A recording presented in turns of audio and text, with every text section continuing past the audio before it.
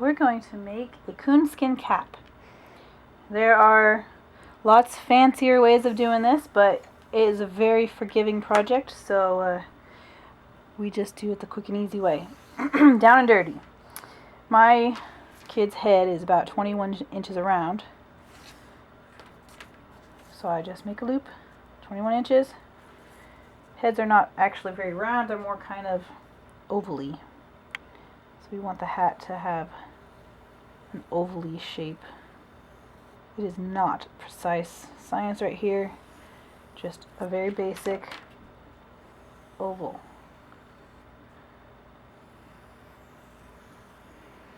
Okay, you want to try to bring the line out about a 1/4 inch from where you started so you have some room for a seam allowance.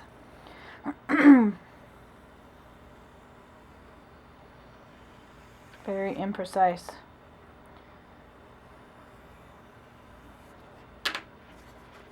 And we're going to fold it in half, fold it in quarters really.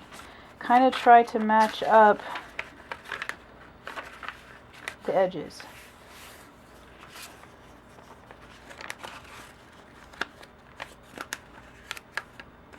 This is how we're going to get something somewhat even all the way around. A pair of scissors, and you just cut. The main thing is when you're cutting on the edge is to keep a nice 90-degree angle. If you have it too slanty on either direction, then it's going to look funny, be pointy head or something. But if you keep it pretty much 90 degrees starting out and then start doing your curving, you'll be just fine. And again, same thing on this edge. Try and keep it at about 90 degrees right when you get off the edge of the paper. So this is our very imprecise but totally doable pattern piece for the top of this coonskin cap. Our other piece that other two pieces that we're going to need are a rectangle about as deep as you want the hat to be. You could use your kid as a guess. Probably about, what is that, 4 inches or so. Bigger for bigger kids, smaller for smaller kids. And then the 21 inches around plus a little. So I'd probably do mine 21.5 inches, so I have 2/4 on each end for stitching it together. And then the other piece is going to be a triangle for making the tail, and we'll get to that. So I went to Hobby Lobby and I found this really pretty fake fur fabric. I have to say, fake fur has come a long way since I was a kid. Man, that stuff was just nasty and scratchy and ugly, gross. But this stuff is really pretty and soft. When you see the price tag on the bolt, it's something like $17 something a yard, which is kind of a lot. But you only need 1/3 of a yard of it, and if you have a coupon, it only comes out to be $4 or $5. So it's not too bad. When you cut fur, you're going to want to cut from the back side. And the fur all the way flows one direction, just like on an animal. You can see if you can push against it, that's the wrong way, and it flows down this way. You could try doing it sideways too to see all the difference. So a tail, for the tail part of the coonskin cap, you're going to want to make sure you have the fur flowing down the right way, because it would just be weird to have it going backwards. And you're going to want the band part of the hat to also be going down this way, which means we want to cut our rectangle across like this, so we have the fur all going down. The top of the hat, it doesn't matter too much. You can kind of finagle it in wherever it'll actually fit, but the preference would be, again, to have the fur all going down the hat. So we're going to cut the band first. I'm not going to make a pattern piece for the band because it's not really necessary to do so. You can measure it out and use a Sharpie or a piece of chalk or pretty much anything you want to mark it. It's not like you're going to be able to see it from the other side. Or you can just eyeball it if you have a mat like this that has the measurements marked on it for you.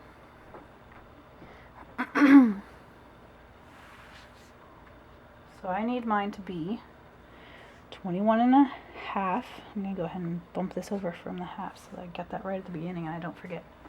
I know myself. Sometimes I'll get to the other end and forget I needed to add that half on after I get to 21. Just start cutting. Okay, so there, I lined that up to the half.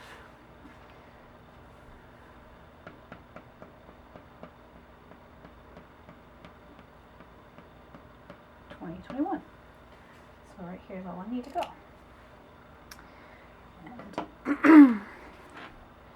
And I'm going to cut it down about 4 inches. I'm totally not even going to measure the 4 inches. I'm just going to make it, eyeball it. When you cut fur, it can be really messy because you're kind of giving this fur a haircut while you're cutting. The trick is to try not to cut through the whole thing with your scissors, but just to slip your scissors just under the edge of the fabric part of the fur and only really cut that. The rest is going to separate as it's attached to one side or the other, and you end up with less hairy mess underneath there. This is a very imprecise project. If you're a little crooked, your measurements are a little off, it really does not matter. So that'll probably be good. My trick for getting it even is to just fold it up. Just fold it up and use that as your guide. So now I gotta go around here from the other side.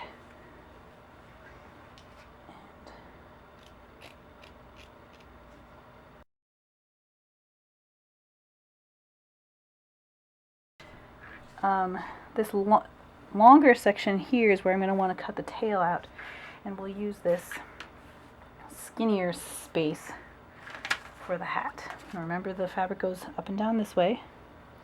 The hat doesn't really have a front or a back. It does have sides and front and back, but not a front versus a back. So you just line it up there, something like that, and zip around it.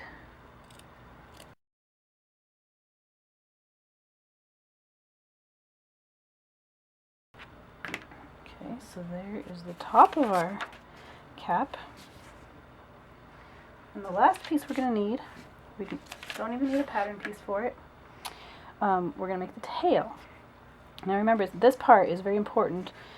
If we cut one of these backwards, it doesn't matter because you just say, oh, well, that's the back then, and then that's the front. It doesn't really matter. But the tail, you really got to get right. So you want to make sure that the fur is going down the tail. So the top of the tail is going to be wider. The bottom of the tail is going to be narrower. Basically a triangle like that. So I just wanted to verify this is the top, this is the bottom, so this is going to be my top. When I flip it over, I still know that this is the top.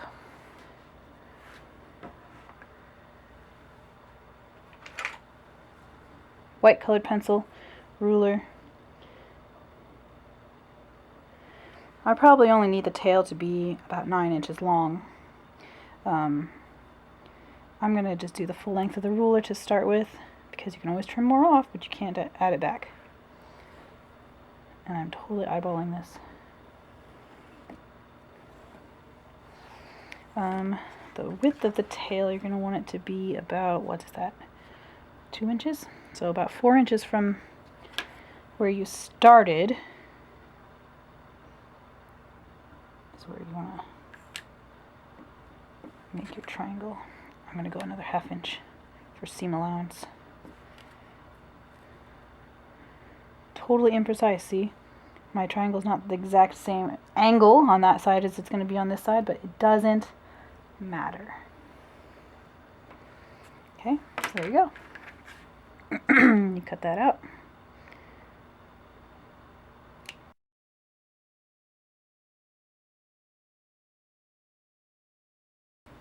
So the 3 pieces that we need for a coonskin cap are these. The next step is to load a needle with some black or brown or khaki or navy blue thread, something that's not white basically. It's not gonna contrast too much with your fur.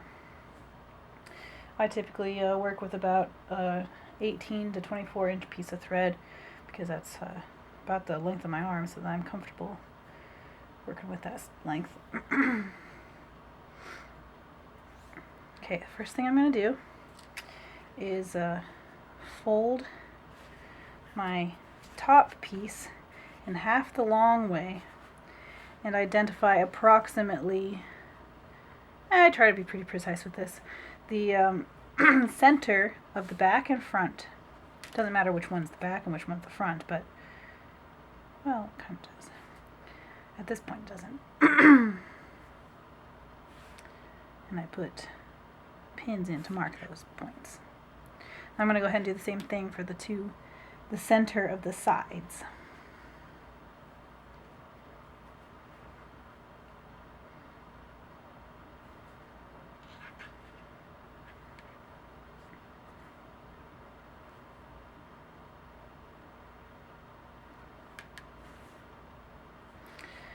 And I'm going to take my band piece, since excuse me, since the fur goes down this way, not the other way, that means that this is the top and this is the bottom. So on the top of the band, obviously these ends are going to be one of the ends, and this center is going to be the other. Basically that's going to be the front, this is going to be the back. We don't really need to put pins at the back because it's obvious where it is. So that's the center front, and I'm going to mark halfway between center front and back on one side, and halfway between, oops, that was terrible, halfway between center front and back on the other side.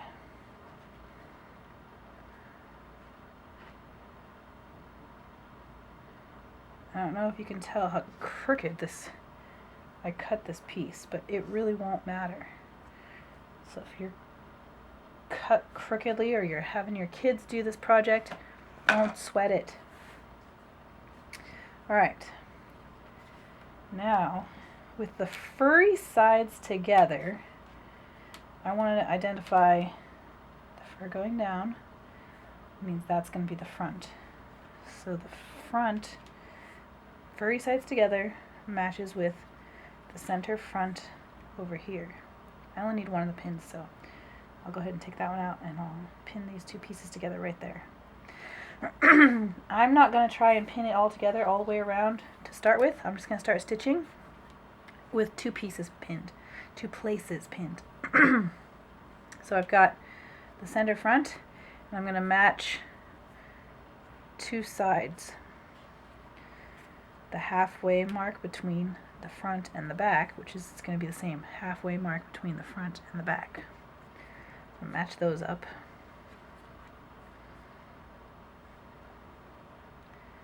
And that's all the pinning I'm going to do for now. Okay, so I'm going to go ahead and start stitching at the center front right here. I'm just going to do an easy whip stitch, which means that you're, well, here, let me knot it off first. Putting a knot in the thread to hold it on this fur isn't going to work very well because the fur has fairly large holes, and a knot's going to pull right through, so I'm just going to tie it on there.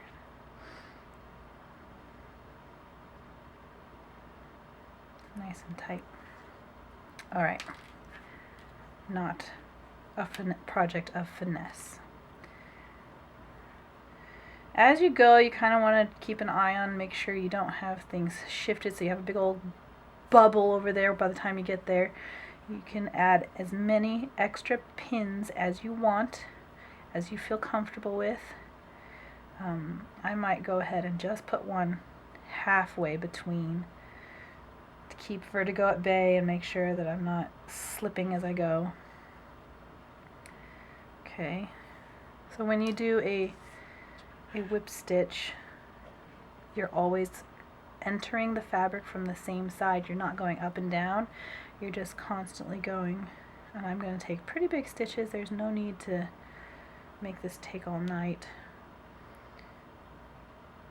Always entering from this side. Then pull it back around and enter from this side again. You can take as big of a bite as you want, just be consistent. We gave ourselves about a 1/4 inch seam allowance, and I'm only using about 1/8 of an inch, but it's not going to matter.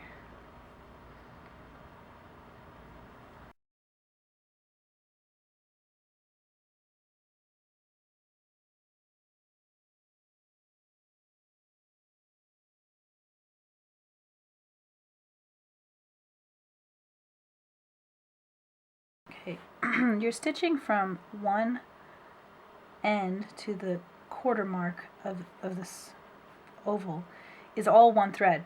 And if that were to break, then the entire section could come undone. So once I get to the 1/4 mark, I like to make a few knots to make sure if I need to do repairs, I'm not going to end up repairing the entire thing at once. So I just slip it right back through that before I pull it tight.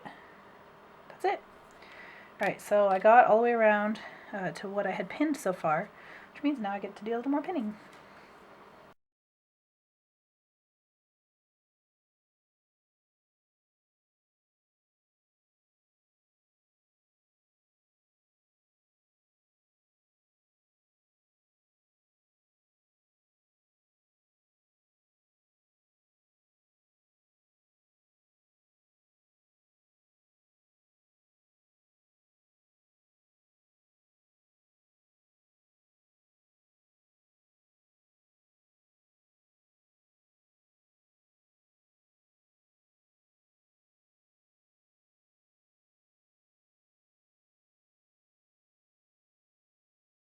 Now I have it sewn halfway around the hat.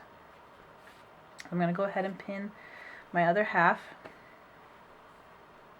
matching the centers of the sides.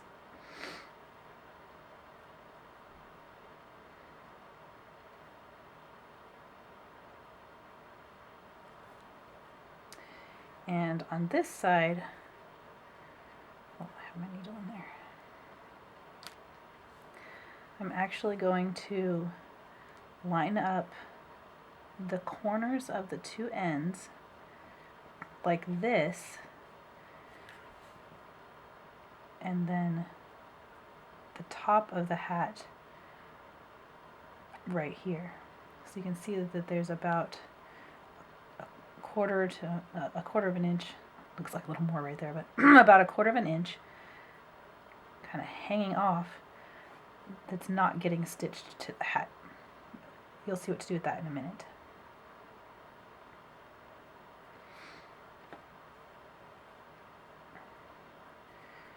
So here we go. Continue stitching the second half of the top of the hat.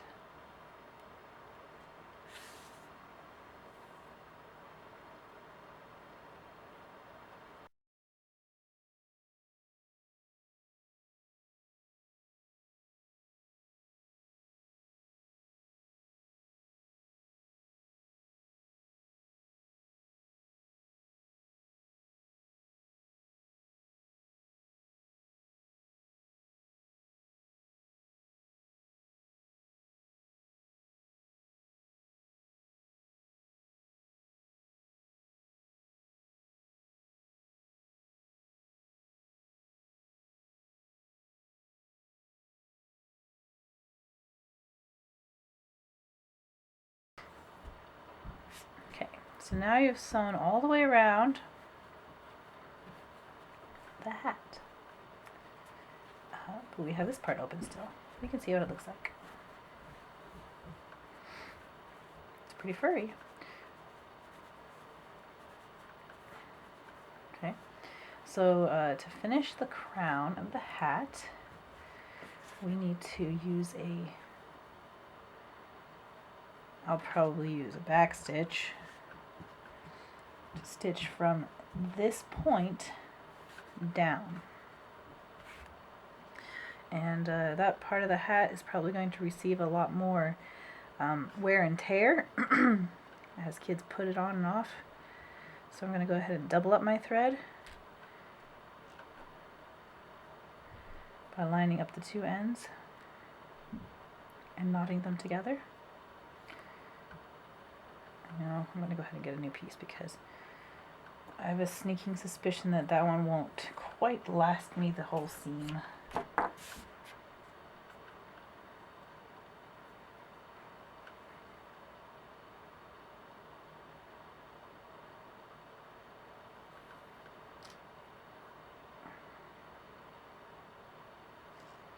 So I'm knotting the tails together, and I'm going to go ahead and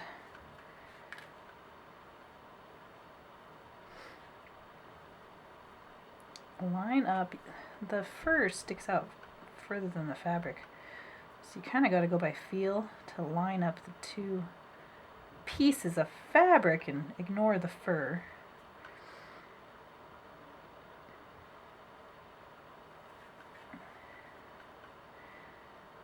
So since heads tend to kind of taper and they're not straight cylinders, I'm going to go ahead and use that to my advantage as I stitch from a 1/4 inch in.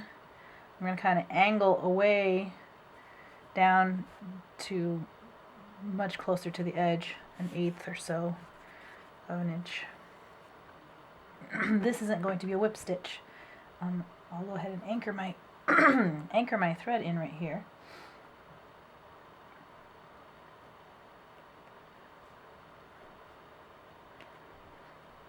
But I'm going to use a back stitch.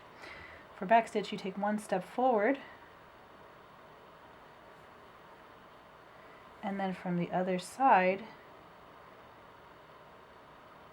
you take another step, but then you move backwards to where you're previously entered. So it's first like this, and then it's like that, and it's going to keep being like this over and over.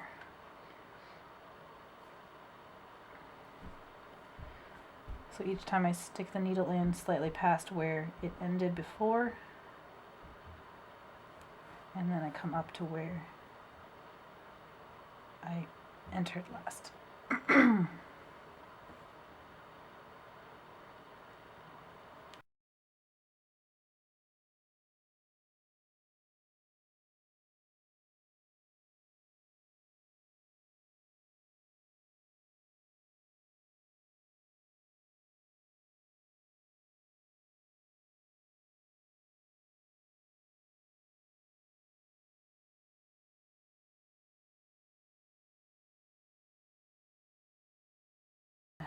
Turn it right side out. There is the cap part of our coonskin cap. It doesn't look like much when it's not on a person. But we're going to make the tail next. We're ready for the tail. Take your needle and thread, you fold your tail in half, pin it if you feel the need. This part is very, very forgiving, so do not be stressed by it at all. You get crooked, you get wonky, it won't make a difference. Tie a nice anchor with your thread so it's not going to come out while you're working.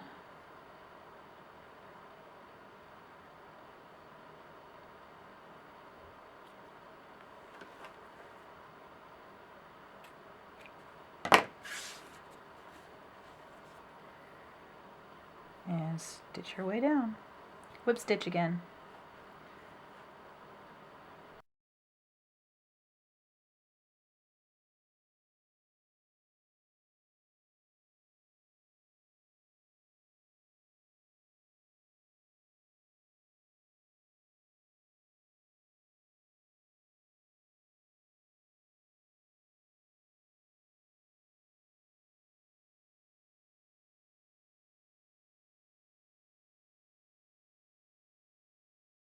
Okay, so I'm getting down to where the point of the tail is getting so narrow that I can barely draw the two edges together because of the fur that's between them. So once I get down to where I decide I don't want to deal with fighting it anymore, that's fine. The tail's plenty long enough, and it'll be just fine. I can go ahead and tie off my thread there. Basically, take a couple of stitches in the same place on top of each other, and then on the final one pass your needle through the loop before you pull it all the way down.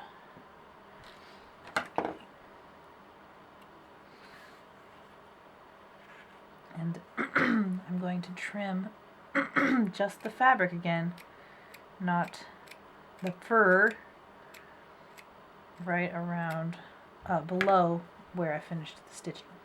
So just throw that away. Turn it right side out. You can use a chopstick to help you. Poke out the end.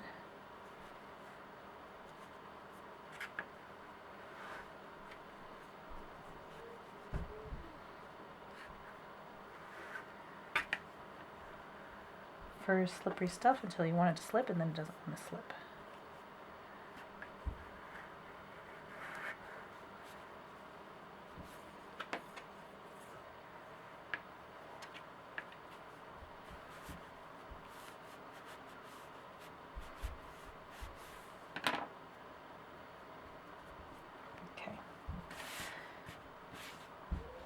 Okay.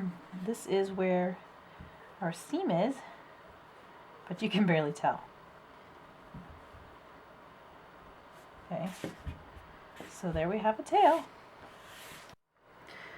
The next step is to give our coon tail some stripes. So I just have some cheap acrylic craft paint from Walmart.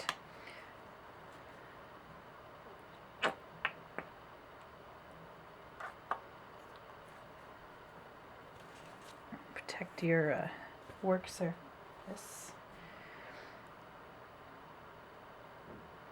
And paint some stripes on this little guy.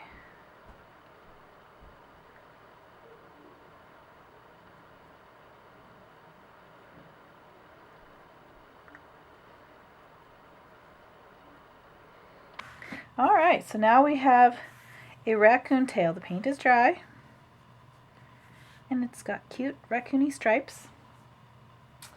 So the next step is to get your needle and thread.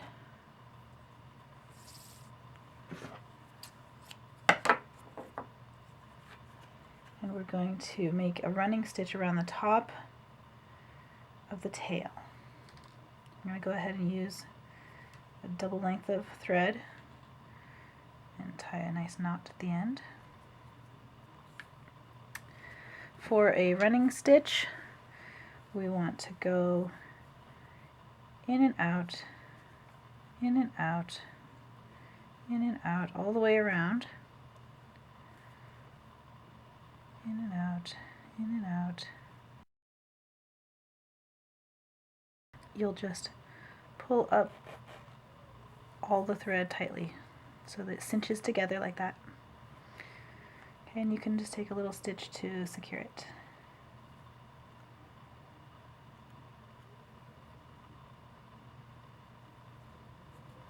So now you have a tail.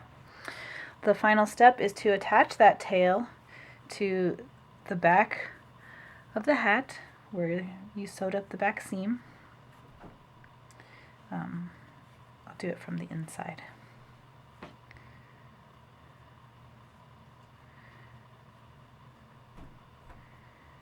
You just stitch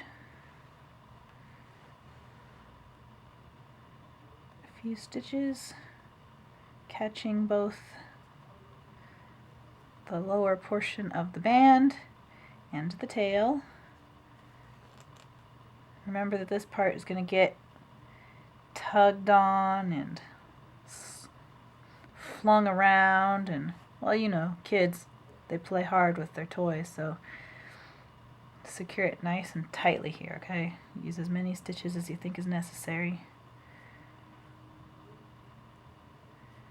Keep that tail on there nice and tight. And when you think it's good and secure, just tie off your thread.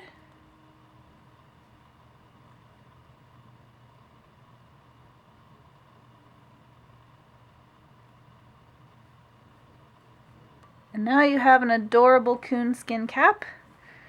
You can find a child to model it for you. There we go. There's a coonskin cap on a cute little girl.